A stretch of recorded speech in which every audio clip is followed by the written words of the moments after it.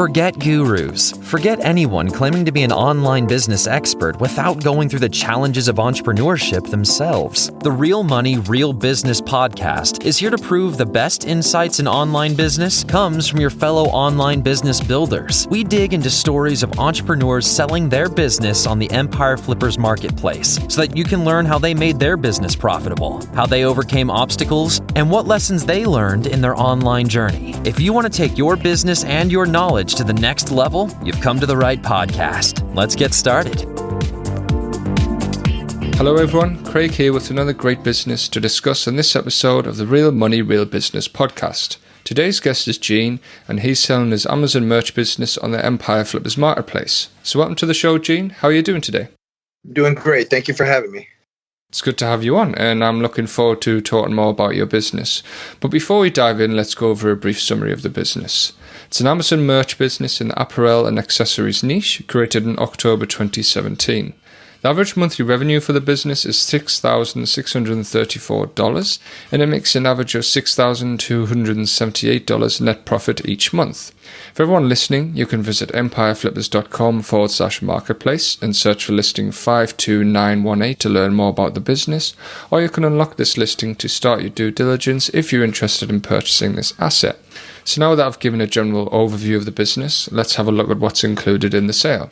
We have an Amazon merch account, which is a 100K tier, SOPs in video format, design files, which has 3,268 unique designs, VA, like relationships with designer, copywriter, merch lister, a KDP cover and interior designer, and KDP publisher, and a KDP account.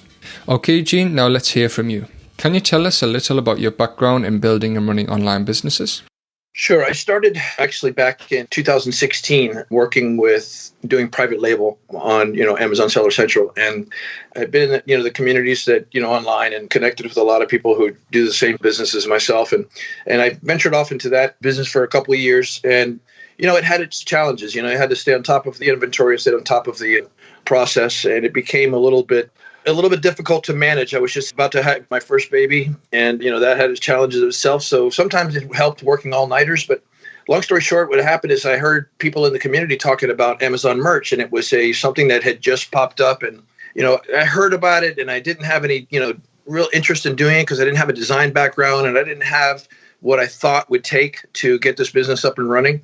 But I was listening and watching and seeing the opportunity there. And, for the heck of it, I just went ahead and jumped in and signed up in 2018 to, because you have to sign up and be accepted into merch to run that business. So I jumped in there just to get the account going because, I wanted to figure out and see what all the hype was about. And so I did that. And that's kind of where I started. When you first get your account, so they start you out at tier 10, where you're only allowed to have 10 products, online. And me not knowing that the amount of people that were out there and kind of traffic that was going on, I was thinking, well, maybe I could get a couple sales here and there. And who knows, it'd be worthwhile. So that's kind of how it got started.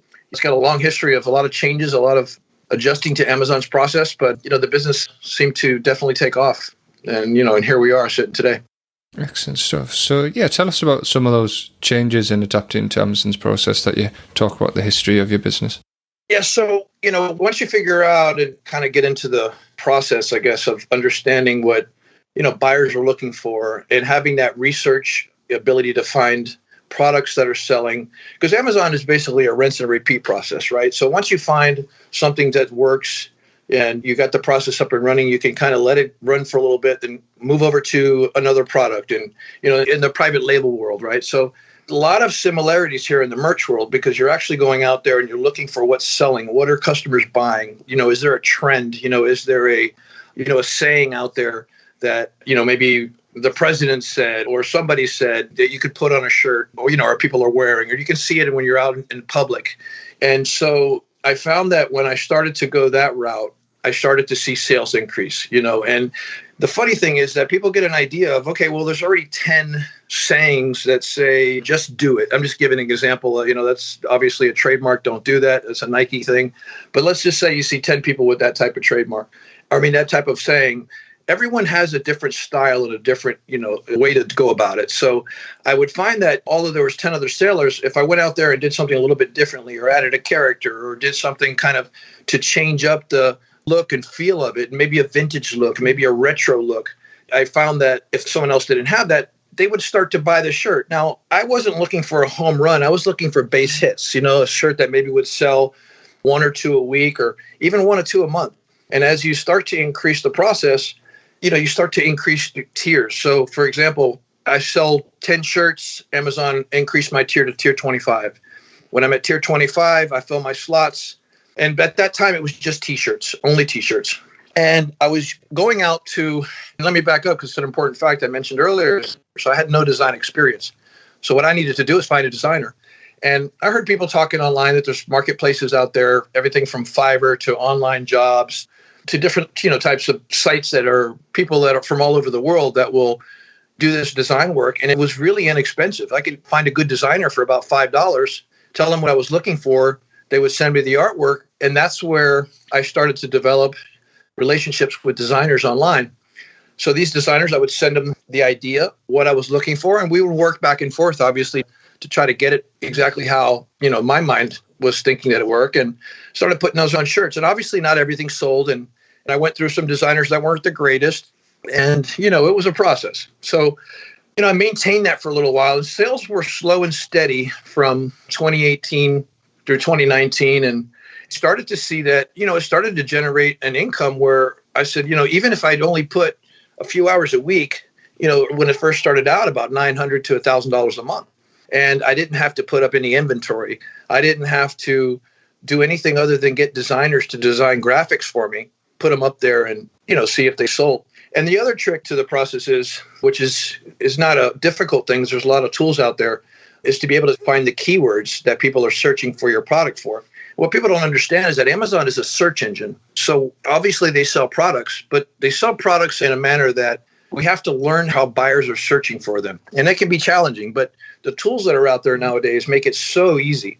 And for example, so if I'm looking for a car guy T-shirt or a car mechanic T-shirt, gift for a man, there's a million ways that people could look for that shirt. They could look for it by saying gift car shirt for men or car mechanic gift or automobile enthusiast. So there's a lot of different ways, if you understand what I'm saying, to search for that actual shirt. So then you incorporate that into your title, into your bullet points, and as I was learning that process, mistakes and a lot of things that probably could have gone better. But I can tell you that with the amount of slots that you end up getting over time, it's okay to not figure that out 100%. And I think people get really wrapped up around the complexity of that part of the business. And so those things I started to realize that if I adjusted and made some changes and see, put it out there for 30 or 60 days, if it didn't sell, I could tweak it, change the wording a little bit. So the keywords were maybe the more relevant keywords that were not so much high trafficked, but a little bit lower traffic. So I could probably get some additional sales and maybe in areas that maybe people weren't searching for as much. Because look, I think a lot of times, and I did this myself, I was looking for a home run. I wanted to find that one product that would sell thousands of dollars a month, but so is everyone else, so as I turned that back and I started just to bring in the base hits and the shirts that were selling a couple a week, a couple a month, and I started to add them. And as I would raise in tier to 50 to 100 to 1,000, that started to calculate and, and add up in more revenue. So that's kind of how the adjustment went. And then, I met some over the time of working with many VAs. I met a really great set of VAs that understood, the English language. They were able to produce designs. They were able to work without being managed, because I went through all kind of stuff to where I had people working for me and I would, have to stay on top of them, which can kind of be a little annoying. But then I found a couple of really good VAs that are just really accountable. They're really honest. They're really good and they get the job done, so I was able to automate a lot of the business over time. And me working full-time job this is not my full-time job. I had another job.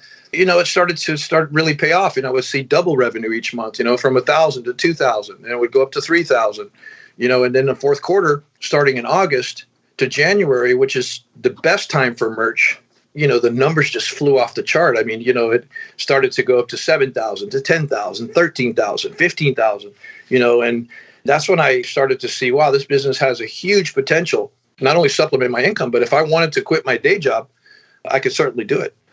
that's kind of what the process was to learn and grow. And, now I'm at 100,000 tier, and Amazon added a whole bunch of other products. So now they have sweatshirts, V-necks, hoodies, zipper hoodies. They have pop sockets, for phones, those phone care holders.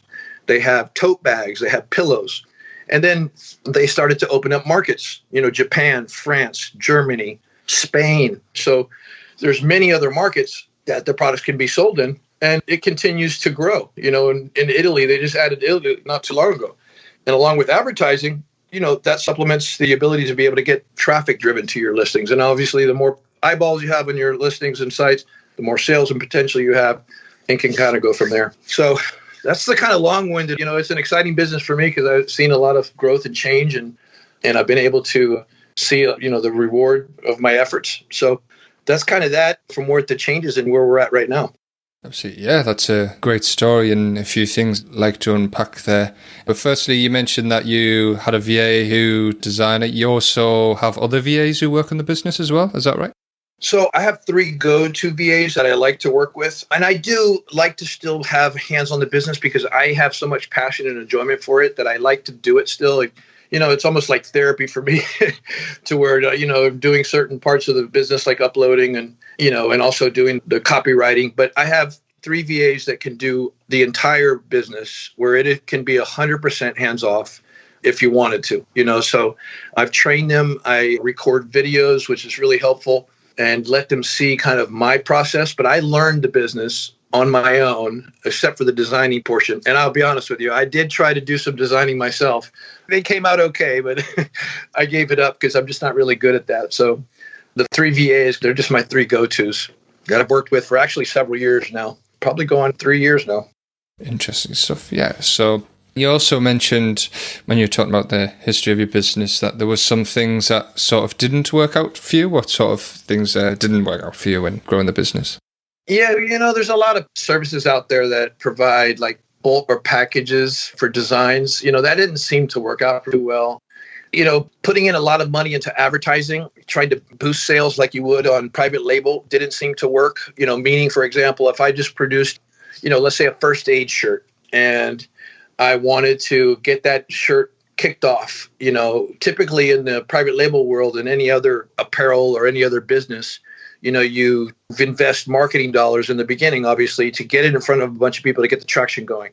That didn't work out. And the reason it didn't work is because what I thought was a great looking first aid shirt, maybe you, Craig, don't like that kind of style. So it was a hit or miss. And that's the thing about the apparel and the design business is that, what you think is going to look great for, the masses may only look good for a small percentage of the people. And while people will click on your links, you'll end up spending a lot of money in advertising. So I've had the advertising piece from what my private label experience, and I didn't waste a lot of money in the beginning. I tried it a couple of times and I saw that it just didn't work. And it made sense to me. Someone explained to me that what I just mentioned about the different, types of interests in the designs. So I dialed that back. So that was something that I learned. The other thing that I learned was trying to get too many keywords, into these listings and trying to try to sell it to everyone. And I think that was another big mistake because the way that Amazon works, you can't really keyword stuff, or try to get all of the real relevant keywords, in titles, because then it looks spammy.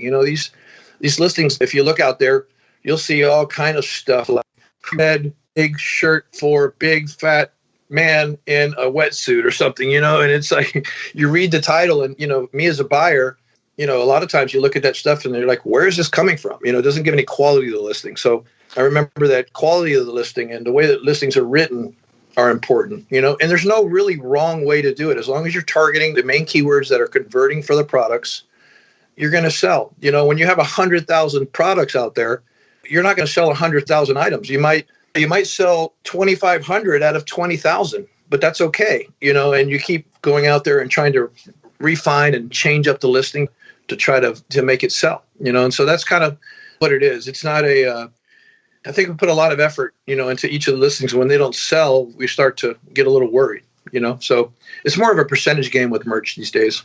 Yeah, absolutely. It sounds like you've iterated your way to success and learned a lot on the way.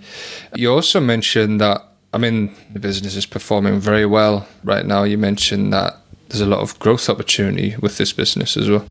Absolutely. So here's where I think that I could have done a better job. And the reason is just timing. I mean, with COVID and things going on, and my day job is I'm in the IT field. And so with the work from home aspect of it, my workload is like doubled almost in the past 15 months. So I didn't really have the time to push some of my best sellers to the other markets, to UK, to Germany, to France, and Italy and just Spain and Japan. And there is pretty much a tool out there that I have that I use that can convert the listings pretty easily. I think I probably could have done a better job by assigning the VAs to do it, or I could have done something there. There's huge growth opportunity there with the existing products that I have already online that are live, and the potential of having 100,000 products filled in the slot. I could have, and I should be, I'm trying to get a little bit more pushed out over to those markets now, to the UK right now. As a matter of fact, I'm doing that actively right now. That is certainly an opportunity for growth, and turning on the ads, for those markets. And I did mention something about the advertising. I didn't, and I don't want to confuse anyone, but advertising is definitely important. You got to do it in a way where you're not blasting the ads. You're kind of dripping the ads, meaning that you're not going all in on this particular product, but you're kind of spreading a wide net and advertising all your products. So that's kind of what I'm doing there. And that's also a growth opportunity.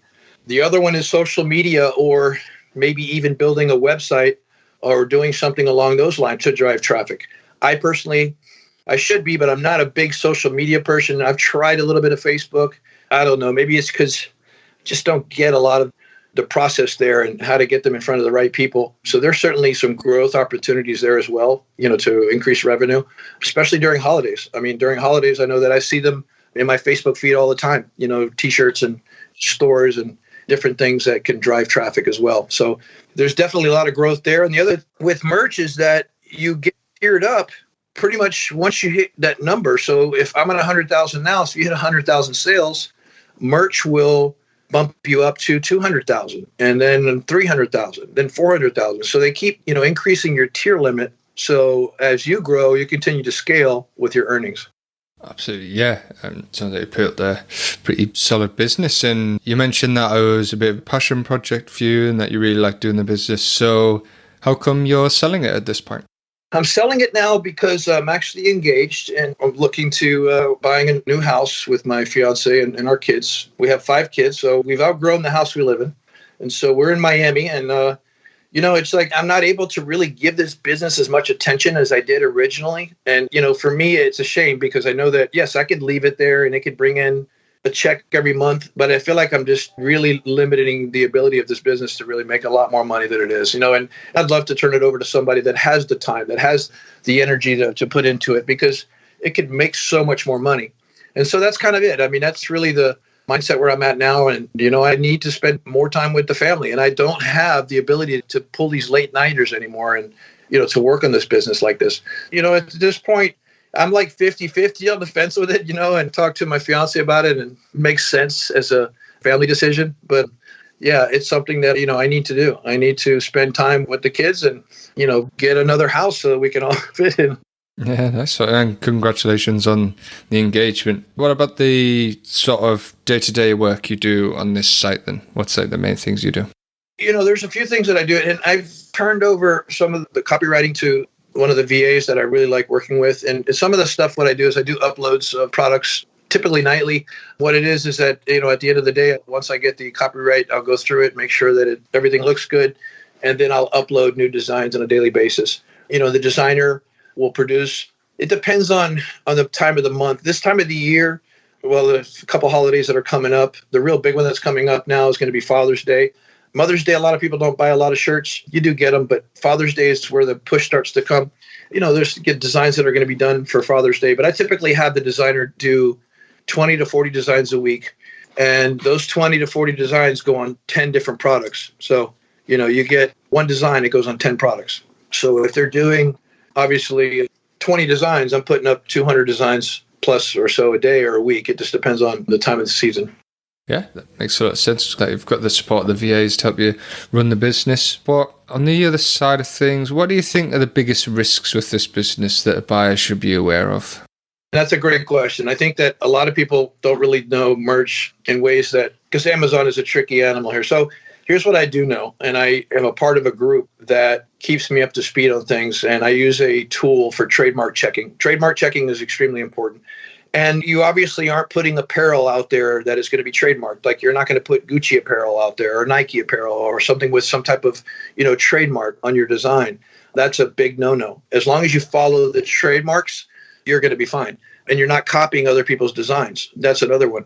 So that's essentially where the biggest risk comes into play. Now that this business is up and running, if a person was to buy it today and just leave it alone and not do anything, it's got some home runners now that are doing really well with triple digit reviews, 100 reviews, which is really rare in the apparel. Those designs, not just shirts, there are other designs, they bring in a good portion of the revenue monthly, and they just left that alone, the business would run by itself. But the biggest risk, obviously, is going to be trademarks. And, once we get the right person that decides to buy the business, I'm going to provide the training and everything else to show them how to get around that. Not get around, but to not make the mistake of violating the trademarks or copyrights. Yeah, it's great for a buyer to have, especially in video format, which they'll be able to see how the business is run and things like that. So, yeah, we've covered a lot of great stuff here today, Gene, but to sort of wrap it all up, putting yourself in the shoes of a buyer, why do you think this is a business worth buying? Yeah, when I first got into the Amazon world, it was, exciting because I loved the process. I loved everything. But what I didn't like is I didn't like taking the risk of buying containers of products overseas and then bringing them here and then have something happen, which it did. I had that issue happen. I'll just put it out there. At some point I was importing copper mugs from India, and the idea was great in the beginning. I made, good money on my first shipment. Well, I thought, this is great. It's fourth quarter's coming up. Let me order a container worth. Ordered a container. And as I was ordering the container, I started to notice sellers popping up all over the place with the same product, So the problem with that was I was still making sales, but the prices were dropping, and I started to really lose my behind on the profit. And so as I was stretched out with all that money I had to put out in inventory, the return, I lost a lot of money in the process, long story short. So the business now with this particular one, there is no out-of-pocket expense to buy products. You don't have to invest in anything. If you just left it running as is, it would still make money. And you would also have, the ability here when you added new designs and stuff to only pay for the asset, which would be the design work. And the good thing about this, and I want to bring this up too, I didn't, is that I'm only on Amazon Merch Marketplace. I mean, there are so many other places that you can take all of these designs and push them to. You can push them to Etsy. You can push them to Redbubble, Teespring. There are so many print-on-demand sites out there that you can also push them to that would also increase your revenue opportunities. And you already have the assets. You have all of the design files, which I include in the sale. And that would be part of it. So that's pretty much it. I mean, I think that, walking into this business knowing that you're just going to put money down and it's immediately going to make money for you right off the bat is something that, I, as a buyer, that would be attractive. The other thing just to bring up is that you don't need any experience. This is not something you have to go into knowing, and I'm offering unlimited coaching. Call me till you get tired of talking to me, because I know that it can be challenging. And I'm offering, the videos that basically show my process. It shows my research, shows my uploading, shows how I keyword the listings, how I work with the VAs. If you wanted to fully automate it, you could. So that process, I think, eases the fear of, what if I do the wrong thing or I don't know what I'm doing? I plan to stay on board to help as, just to be a resource, because I know this thing could be challenging, and anyone getting into a new business like this that doesn't know, I would want that same level of comfort that someone would be available. And I know it's a little freaky. I'm offering unlimited coaching, but to be honest, I don't think it's going to take a lot. It's not a very detailed or complicated business. Yeah, I'm sure buyers will really appreciate that extra support, that peace of mind to know that you're going to hold their hand and through the transition and get them really fully acquainted with the business so they can take it wherever they want to go. That's really great stuff. So regarding the sale of the business, would you commit to a non-compete? Absolutely. Yep. And how much support are you willing to offer buyers? I guess you say you go unlimited? Yeah, videos, screen share, phone calls. Yeah, I mean, look, I think that me going out there and offering that, it is not only important, but I think, as a buyer, I would love to have the ability to pick up the phone and pick someone's brain, because you do run into challenges. I also have several tools that are not included, but they're part of it. I mean, they're very minimal. $5 monthly subscription. One of them, I think, is a $10 monthly subscription. And these are people that I have exclusively have built relationships with that are big players in this market. And they provide, certain tools that aren't available to everyone else. And so those are going to be also provided, and introductions to those groups and those relationships as if they were, they're being referred by me. So they're going to be introduced to a big wealth of information from other top sellers who share information in groups that can help each other. So that's going to be another huge asset that can be added, in this process, because there's things that are in those newsletters and those things that the regular public doesn't get a chance to see that are in the merch community. And some of them could be upcoming trends. It could be, certain rules and regulations that Amazon's pushing down, that these guys get the first to hear because they're part of the pilot program initially in the beginning of Amazon. So Amazon merch. So yeah, unlimited coaching, call me whenever you need me is what I'm offering. Excellent stuff. Yeah, it sounds like a buyer of this business to be well prepared to do well on merch. So are you open to negotiating something like an earnout? Yeah, I don't think, for what I'm going to be using the money for, it's not going to work. I've got this endeavor, that new chapter of my life is certainly is going to be a big one. So an earnout wouldn't be beneficial to me. And I think, just buying the business outright for someone who's serious, I think is going to be the best option. Okay. Is there anything else you'd like to share that I might have missed?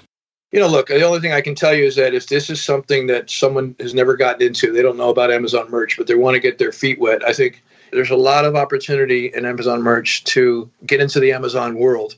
The KDP business, which we didn't really talk about, which is another portion of the business that I'm including, is a print-on-demand service that Amazon offers. It's basically for self-publishers. And that business can be done and taken in many different directions. And right now, what I have